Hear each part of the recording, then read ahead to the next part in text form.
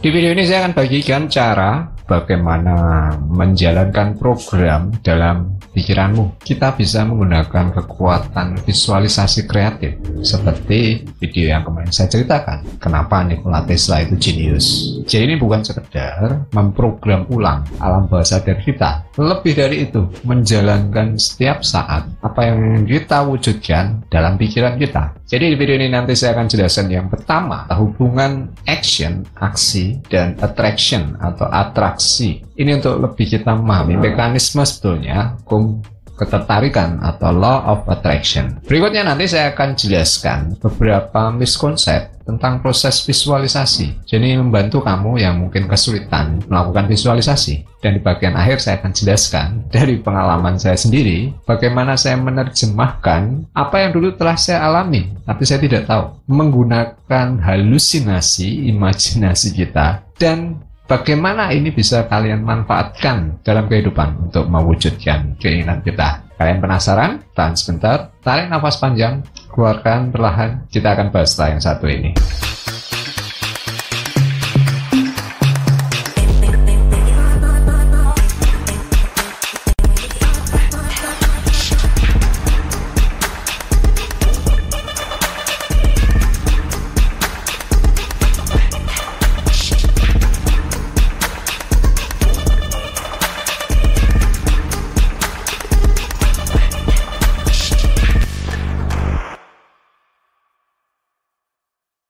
Intro barusan terkait dengan masterclass channeling. Saya akan coba berikan penjelasan karena kemarin banyak yang bertanya, apa sebetulnya channeling? Channeling sederhananya seperti doa, tapi kalian berupaya untuk mendengar petunjuk atau jawaban. Jadi doanya nanti menjadi lebih komunikatif, interaktif.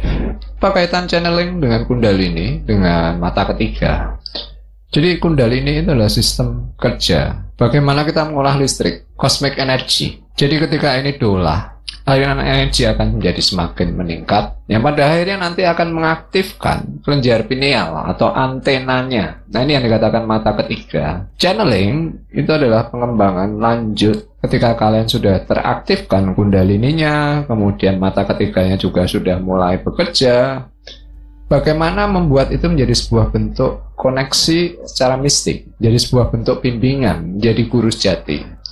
Jadi semua saja yang mengikuti nanti saya buat semacam grup, kemudian saya bagikan materi per minggunya, ada chat di sana untuk bertanya, kemudian ada kesempatan untuk kelas online-nya. Jadi di bulan pertama saya rencanakan belajar dari pengalaman, karena dulu saya mulai dari pengalaman. Dari situ mereka akan tahu, oh ternyata ini adalah bentuk-bentuk channeling. Kemudian bagaimana ini diolah secara mistik. Di bulan kedua saya tekankan lebih pada pengembangan intuisinya menjadi sebuah bentuk koneksi yang bisa diproses secara mandiri. Dan di akhir bulan ketiga nanti lebih banyak membahas tentang berbagai pengalaman masing-masing. Berikut mungkin tips dan trik mengatasi berbagai kendala. Jadi ketika selesai mereka benar-benar bisa memanfaatkan ini untuk belajar apapun secara mistik. Jadi kalau kalian tertarik silahkan kontak admin. Sampai ketemu di masterclass channeling. Dialog semesta, menemukan guru sejati. Saya awali dulu dari aksi atau action dan attraction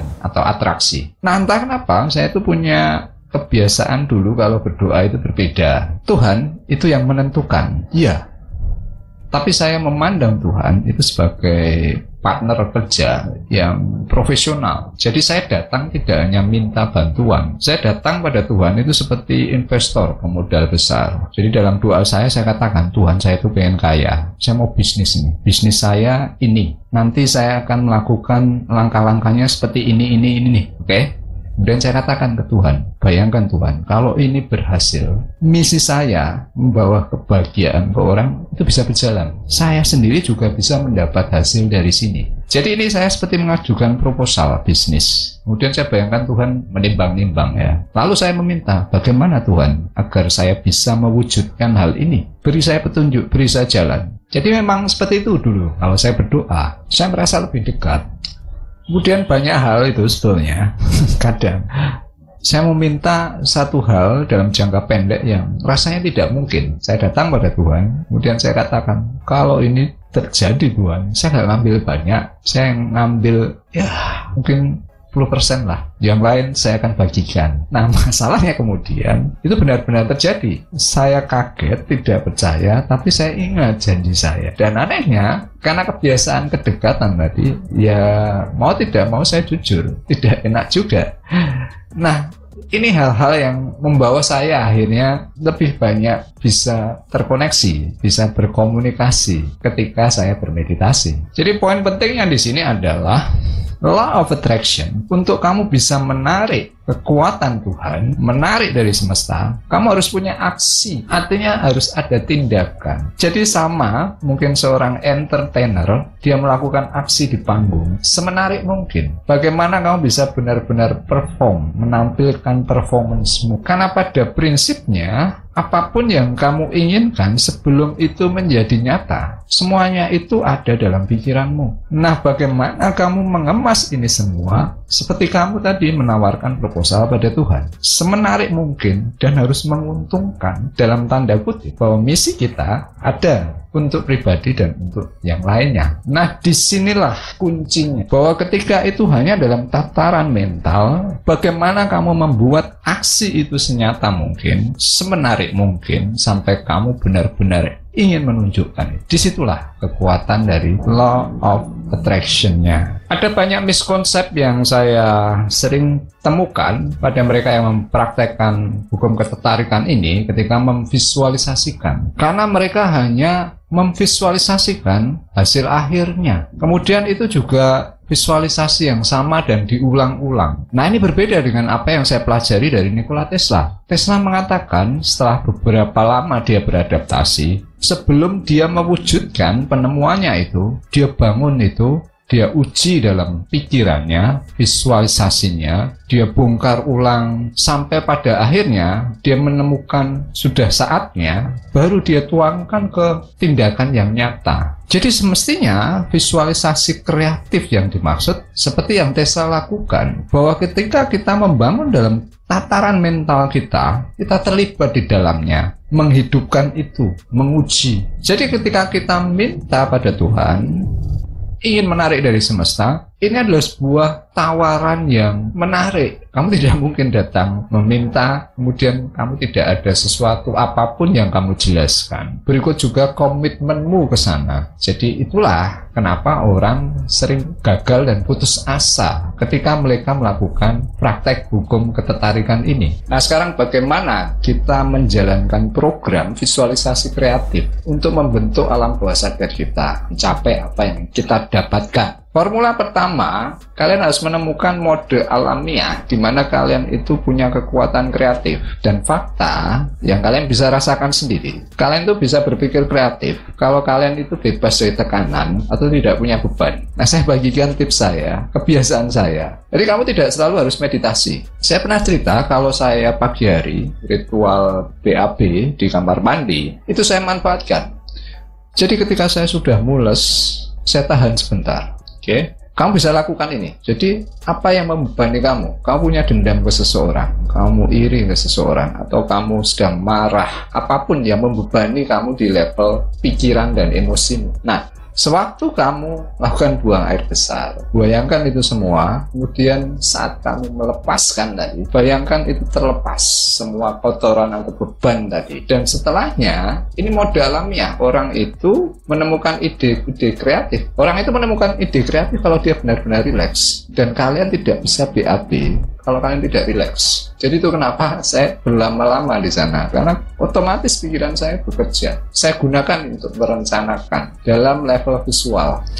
Formula yang kedua adalah visualisasi kreatif itu adalah visualisasi yang kontinu, terus-menerus dikembangkan, seperti yang Tesla katakan. Maka kalian harus mengalokasikan waktu sendirian, hanya berhadapan dengan dirimu sendiri. Jadi yang disebut meditasi itu adalah kalian intim dengan diri kalian sendiri. Nah, orang-orang besar itu punya kebiasaan ini. Einstein itu mengatakan, kalau saya diberi waktu 1 jam untuk menyelamatkan dunia, 55 menit saya gunakan untuk mendefinisikan masalah dan 5 menit untuk mencari solusi. Tesla juga mengatakan, pikiran itu tajam ketika kita itu dalam pengasingan atau sendiri. kamu tidak butuh laboratorium besar. Kamu hanya butuh waktu sendiri bebas dari tekanan. Karena di sanalah menurut Tesla itu orisinalitas ide-ide kita itu bermunculan. Jadi ini quotes terkenal dari Tesla. Sendiri itu adalah rahasia penemuan. Ada lagi Bill Gates. Kalau tidak salah dia dalam 1 tahun itu punya alokasi 2 minggu. Setahun 2 kali, 1 minggu dia pergi menyendiri, entah ke hutan, hanya untuk mengumpulkan ide-ide kreatifnya. Formula berikutnya adalah mengubah keinginan menjadi kehendak. Ini 2 hal yang berbeda. Keinginan tanpa ada dorongan bertindak, itu hanya angan-angan. Keinginan dengan dorongan bertindak, ini yang dikatakan niat atau kamu berkehendak. Nah, apa kaitannya dengan visualisasi kreatif? Apapun yang kalian akan eksekusi atau lakukan di dunia nyata, itu semua diawali dari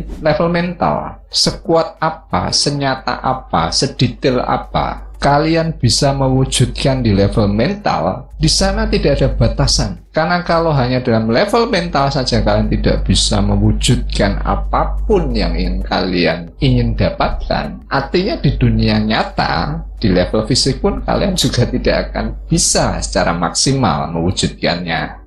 Kemudian formula berikutnya, ini tentang visualisasi. Ada 3 hal terkait visualisasi yang harus kalian proses. Yang pertama jelas, visualisasi hasil akhir. Apa yang ingin kamu dapatkan dan apa yang ingin kamu alami. Tapi sebelum mencapai ke sana, kamu butuh 2 visualisasi. Apa 2 visualisasi ini? Yang pertama adalah visualisasi kinerja. Ini adalah menjawab pertanyaan bagaimana langkahmu untuk mendapatkan dan mengalami. Lalu visualisasi yang lain adalah visualisasi dorongan kinerja. Visualisasi dorongan kinerja itu apa? Kamu harus mengetahui apa hambatan di level mentalmu itu saja ketika kamu ingin menjalankan langkah-langkah tadi, bagaimana kamu mendapatkan dan mengalami. Jadi misalnya hanya dalam level mental saja kamu sudah keluar suara pikiran, suara hati. Aduh, saya bisa atau tidak ya? Aduh, ini mungkin atau tidak ya? Visualisasi dorongan kinerja itu adalah visualisasi yang kamu wujudkan secara sengaja, seolah-olah kamu mengatasi semua hambatan itu. Fokus pada apa yang ingin kamu proses. Kemudian saya akan jelaskan formula terkait dengan tadi, visualisasi kinerja atau performance. Kita lebih detail tentang niat. Jadi rumus dari niat itu adalah berbagai ide kreatif plus rencana tentang tindakan dari apa yang tadi kamu sudah susun. Nah, komponen berikutnya terkait niat yang orang sering dapat apa itu? Keyakinan. Keyakinan seperti apa yang dimaksud? Jadi kamu selalu dikatakan, kamu harus yakin, kamu harus yakin. Tapi banyak orang mengeluh, gimana mas meyakini hal yang belum didapat, apalagi kamu dalam tekanan. Jadi keyakinan itu adalah emosi, determinasi, nafsumu, gairahmu. Karena sekalipun kamu punya niat, sekalipun sudah ada rencana, ini akan bisa berubah ketika kamu tidak punya passion, gairah, nafsu untuk mewujudkan hal ini. Ketika orang mengeluh, susah mas meyakini, karena mereka tidak bisa membedakan antara kepastian dan keyakinan. Mereka sudah terbelenggu, terblokir dulu dengan konteks kepastian. Ini berlawanan dengan logika karena tidak ada satupun yang sifatnya pasti. Jadi apa yang dimaksud keyakinan? Keyakinan ini sebetulnya yang dikatakan sebagai fokus. Keyakinan itu pilihan. Jadi ide ditambah dengan rencana, ditambah lagi dengan fokus apa yang kamu bisa lakukan. Jadi visualisasi keyakinan ini tadi dalam komponen yang saya katakan visualisasi dorongan kinerja. Keyakinan itu pilihan, kamu bisa memilih apa yang ingin kamu wujudkan. Keyakinan inilah yang menjadi tenaga, seperti gas dan rem. Keyakinan ini yang membuat kamu mengatasi berbagai rintangan. Kalau kamu tidak bisa fokus, keyakinan ini tadi yang menghalangi atau membatasi kamu dalam mengeksekusi berbagai ide atau rencana yang sudah kamu wujudkan dalam level mental. Oke, itu tadi beberapa formula yang jadi komponen kita melakukan visualisasi kreatif. Nah, seperti apa sebetulnya konkret gambaran kerjanya? Saya cerita dari pengalaman saya. 15 tahun yang lalu, kurang lebihnya, dunia saya adalah kuliner. Dan saya bukan dari latar belakang kuliner, tapi saya punya minat passion ke sana. Saya belum tahu tentang meditasi, belum tahu tentang intuisi, tapi dulu saya mengalami banyak hal yang menurut saya waktu itu hanya kebetulan. Jadi apa yang saya lakukan waktu itu? Saya belajar memasak itu dari nol. Saya mulai dari memasukkan komponen bahan itu dalam alam bawah sadar saya. Dulu hanya iseng. Jadi saya mencicipi setiap bumbu. Dan kebetulan waktu itu masakan saya masakan western ya, barat. Semua bumbu-bumbu itu saya cicipi. Contoh kasus misalnya bawang ya. Bawang itu saya kunyah. Saya rasakan baunya. Saya rasakan teksturnya. Kemudian berikutnya komponen-komponen yang lain. Saya mencicipi bahan mentah seperti daging ikan atau daging sapi dan lain-lainnya dalam kondisi mentah. Ketika saya membeli satu daging dan saya lihat itu begitu segar, fresh, saya cicipi itu. Saya rekam dalam alam bawah sadar saya. Oh, seperti ini kondisinya kalau daging itu benar-benar fresh. Demikian pula, daging ikan juga saya cicipi mentah. Dari sebelumnya saya tidak doyan makanan mentah, karena kepepet itulah, saya jadi tahu. Demikian pula kasusnya untuk daging atau bahan lain yang merusak. Saya juga program dalam pikiran bawah sadar saya. Jadi dari feeling itu saja saya sudah bisa membedakan level kualitas suatu bahan atau komponen. Kemudian waktu memasak, saya itu merekam penuh semua dengan panca indera saya maupun rasa tadi. Dan ini sebetulnya banyak orang tidak sadari. Ketika kita melakukan satu hal itu dengan penjiwaan dan itu berulang-ulang, itu terekam dalam alam bawah sadar kita.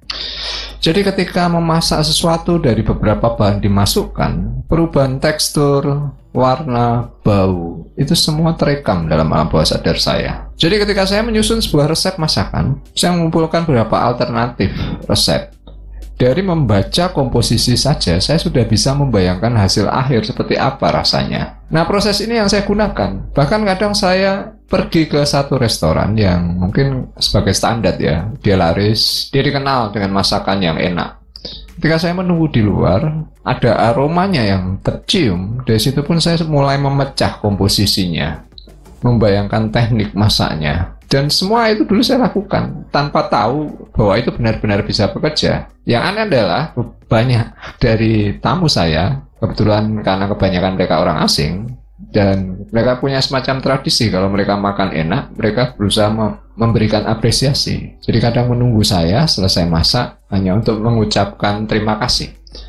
Dan kebanyakan dari mereka tahunya saya sering pergi ke luar negeri. Karena menurut mereka, rasa yang saya tawarkan dalam makanan itu pas. Padahal apa yang saya lakukan? Ketika saya memasak, saya membayangkan diri saya sebagai orang asing dari area di mana makanan itu asli berasal. Seperti apa ukurannya? Ini saya gunakan waktu menyusun atau memasak tadi. Anehnya adalah, kadang terjadi konflik. Satu waktu saya memasak komposisi makanan yang acid ya, asam. Menurut saya, karena saya orang Indonesia tidak suka asam, apalagi orang Jawa biasanya manis, itu sudah terlalu asam. Tapi feeling saya mengatakan ini sudah pas. Jadi sewaktu saya menyajikan itu saya sambil deg-degan, jangan-jangan nanti saya dikomplain. Ternyata di luar dugaan mereka mengatakan ini pas. Oke? Jadi seperti itu gambaran visualisasi kreatif. Dulu saya tidak tahu meditasi, jadi saya hanya melakukan itu. Kemudian doa ya doa seperti biasa. Nah, sekarang saya rakit itu semuanya dalam 5 fase meditasi mistik. Ini saja yang bisa saya bagikan. Kalau kalian suka topik ini tentang kekuatan pikiran, alam bawah sadar, silahkan berikan like. Berikan komentar kalau kalian ada suatu hal yang kurang jelas, silahkan bagikan. Terima kasih sudah menyimak. Sampai ketemu di video selanjutnya. Selamat bermeditasi, selamat bermain jiwa.